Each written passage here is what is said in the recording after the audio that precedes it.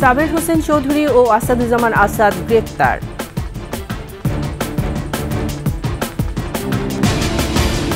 সাম্প্রদায়িক সম্প্রীতি নষ্ট করতে থেমে নেই গুজব, ষড়যন্ত্র, ভারতে বাংলাদেশ বিরোধী অপপ্রচার। ক্রান্তি লগ্নে দেশকে অস্থিতিশীলতা থেকে রক্ষা করেছে সেনাবাহিনী, পদোন্নতি পর্ষদের প্রধান উপদেষ্টা। অনিশ্চিত ডিগবাজি ওমরের রাজনৈতিক ভবিষ্যৎ, অঢেল সম্পদ অর্জনের নিরপেক্ষ তদন্ত দাবি।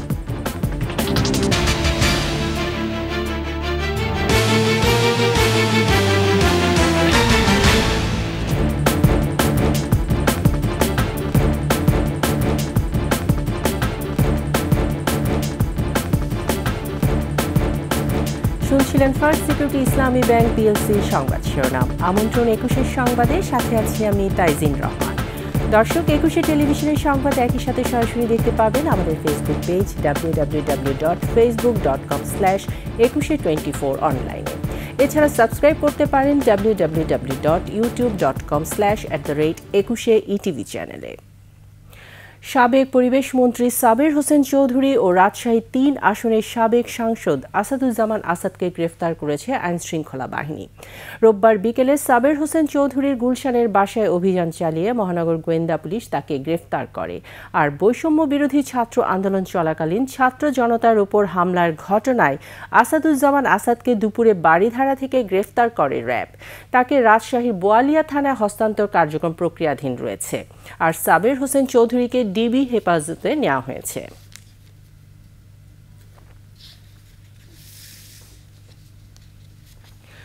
সাম্প্রদায়িক সম্প্রীতি নষ্ট করতে থেমে নেই গুজব ও ষড়যন্ত্র। ভারতীয় গণমাধ্যম সহ সামাজিক যোগাযোগ মাধ্যমের বিভিন্ন অ্যাকাউন্ট থেকে ছড়ানো হচ্ছে গুজব।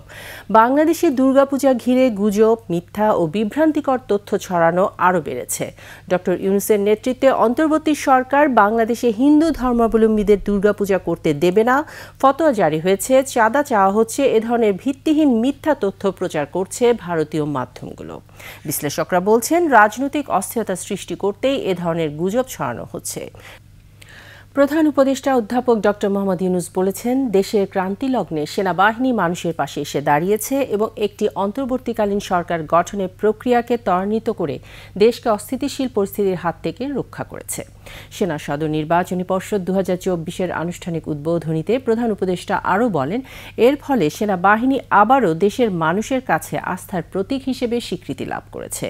এর আগে সকালে সেনা সদর দপ্তরে পৌঁছালে ডক্টর মোহাম্মদ ইউনূসকে স্বাগত জানান সেনাপ্রধান ওয়াকারুজ্জামান। এই সময় সেনা কর্মকর্তাদের পেশাগত দক্ষতা, সততা, বিশ্বস্ততা ও আনুগত্যের উপর গুরুত্ব আরোপ করেন প্রধান উপদেষ্টা। বলেন, সৎ, নীতিবান এবং নেতৃত্বের অনন্য গুণাবলী সম্পন্ন কর্মকর্তারা পদোন্নতির দাবিদার।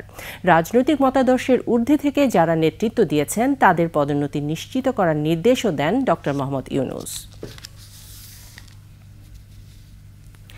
দুর্নীতি আর ক্ষমতার লোভে হারিয়ে গেছে সেই স্বঘোষিত হ্যাডমওয়ালা রাজনীতিবিদ ব্যারিস্টার শাহজাহান ওমরের রাজনৈতিক ভবিষ্যৎ। বিএনপি থেকে ডিগবাজি দিয়ে 7ই জানুয়ারি বিতর্কিত নির্বাচনে আওয়ামী লীগের টিকিটে এমপি হয়ে হারিয়েছেন একুল ওকুল দুকুলি। বিএনপি সরকারের প্রতিমন্ত্রী হয়ে গড়ে তুলেছিলেন অবৈধ সম্পদের পাহাড়। হামলা, মামলা, নির্যাতন চালিয়েছেন নিজ দলের ত্যাগী নেতাকর্মীদের ওপরও। ঝালকাঠি প্রতিনিধি আজমির হোসেন তালুকদারের তথ্য ও ছবিতে desk report. Barrister Shahjahan Omar মুক্তিযুদ্ধোত্তর বাংলাদেশে বীরুত্তম খেতাব পেলেও দেশ এবং মানুষের সঙ্গে করেছেন প্রতারণা। সমাজের জন্য রাজনীতি না করে ব্যক্তি স্বার্থে হয়ে ওঠেন প্রতাপশালী রাজনীতিবিদ। বিএনপির রাজনীতি করে হয়েছেন এমপি থেকে মন্ত্রী। নিজ নির্বাচনী এলাকা ঝালকাঠি জুড়ে ছিলেন দলের একক নীতি নির্ধারক। সেই বিএনপির সঙ্গে বিশ্বাসঘাতকতা করে কারাগারে আটক থাকা অবস্থায় আওয়ামী লীগের সঙ্গে আঁতাত করে বনে যান নৌকার মাঝি। সবশেষে প্রহসনের নির্বাচনে আবারও প্রবেশ করেন বিতর্কিত সংসদে। সেই দোর্দণ্ড প্রতাপশালী ক্ষমতার লোভে ছিটকে পড়েছেন রাজনীতির মাঠ থেকে আস্থা করে। বিএনপির কেন্দ্রীয় নেতা হয়েও দলের মধ্যে বিভেদ তৈরি করে তৃণমূলের নেতাকর্মীদের ওপর চালিয়েছেন নির্যাতন। শাহজাহান ওমরের অবৈধভাবে সম্পদ অর্জনের বিষয়ে নিরপেক্ষ তদন্ত চান একসময়ে তারই রাজনৈতিক কর্মীরা। আওয়ামী লীগ সরকারের সময় উচ্চ আদালতে 13 বছরের সাজার রায় কার্যকরের দাবিও তাদের। আওয়ামী লীগ নির্বাচন করতে সে একটা বিশ্বাসঘাতক, সে একটা মুনাফেক, সাংগঠনিকভাবে সে কোনো ভিত তৈরি করতে পারে না। তার যে টেন্ডারবাজি, দান্দাবাজি, লুটপাট এইভাবে করে এই অঢেল টাকার মালিক হয়েছে। স্বৈরাচারের দোষরের আমরা বিচার চাই, এই দোষরের উপযুক্ত বিচার হওয়া দরকার। ঝালকাঠির প্রতিটা মানুষ তার বিচার চাই। শুধু ঝালকাঠিবাসীর কাছেই নয়, সারা দেশের মানুষের কাছেও এখন এক ঘৃণ্য নাম শাহজাহান ওমর। উনি দলের দুঃসময় নেতা কর্মীদেরকে ফেলে রেখে নিজে আবার সুবিধা নেওয়ার জন্য দলের সাথে মির্জাপুরি বিশ্বাসঘাতকতা করে উনি আওয়ামী লীগে যোগ দিয়েছেন। উনি এখন আবার আমরা দেখি সামাজিক যোগাযোগ মাধ্যমে বিএনপিতে যোগ দেবেন, এটা তার দিবা স্বপ্ন। 5 আগস্ট ফ্যাসিস্ট আওয়ামী লীগ সরকারের পতনের পর থেকে আত্মগোপনে রয়েছেন বিতর্কিত এই রাজনীতিবিদ। Masuma Lisa, desk report, 21 television. নিচ্ছি সংবাদ বিরতির পর যা থাকবে। 7 দিনের মধ্যে ছাত্রলীগকে নিষিদ্ধের আলটিমেটাম আমার দেশ সম্পাদক মাহমুদুর রহমানের।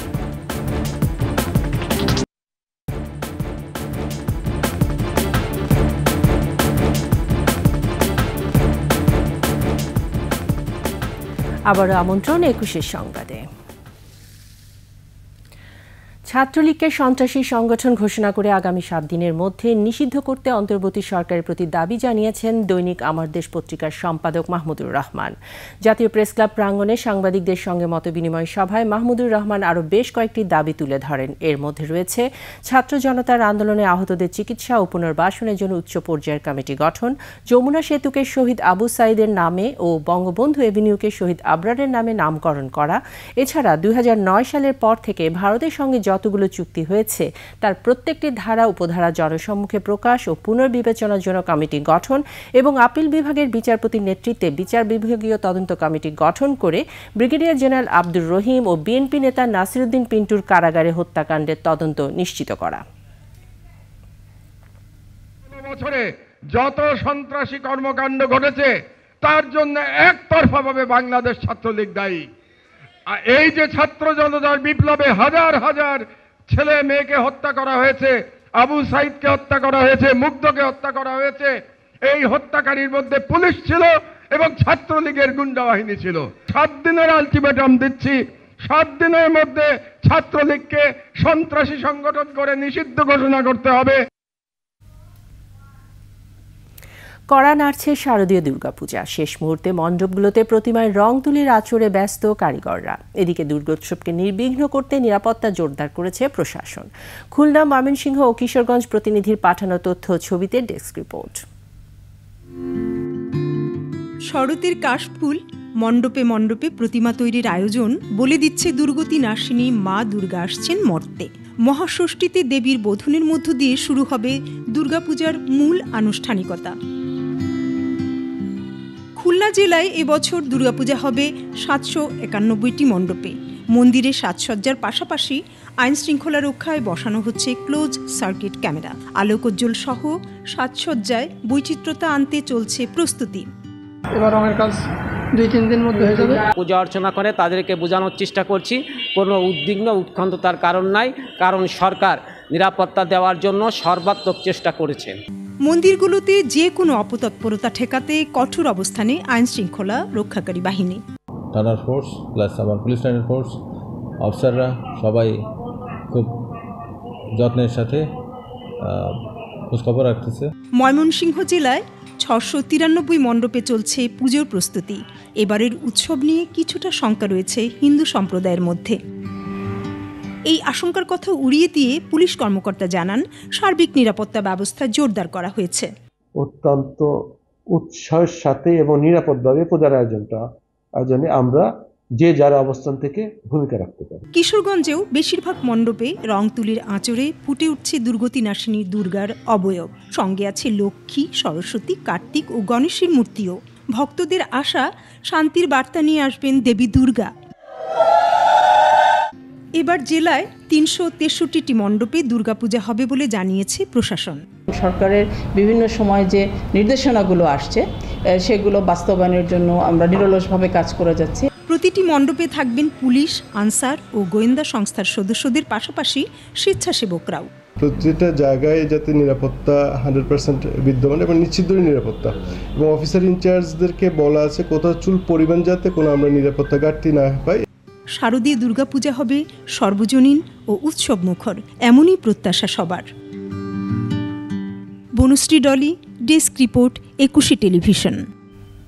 শেষ করছি 21 সংবাদ। যাবার আগে ফার্স্ট সিকিউরিটি ইসলামী ব্যাংক পিএলসি সংবাদ শিরোনামগুলো জানিয়ে দিচ্ছি আরও একবার। সাবের হোসেন চৌধুরী ও আসাদুজ্জামান আসাদ গ্রেফতার।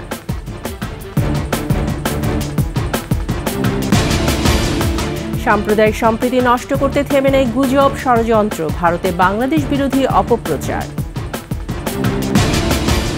ক্রান্তি লগ্নে দেশকে অস্থিতিশীলতা থেকে রক্ষা করেছে সেনাবাহিনী, পদোন্নতি পর্ষদের প্রধান উপদেষ্টা। অনিশ্চিত ডিগবাজি ওমরের রাজনৈতিক ভবিষ্যৎ, অঢেল সম্পদ অর্জনের নিরপেক্ষ তদন্ত দাবি।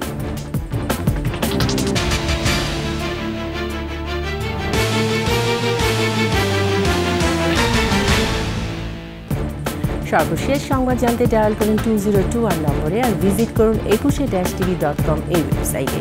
ফেসবুকে ভিজিট করতে পারেন www.facebook.com/2124 অনলাইনে।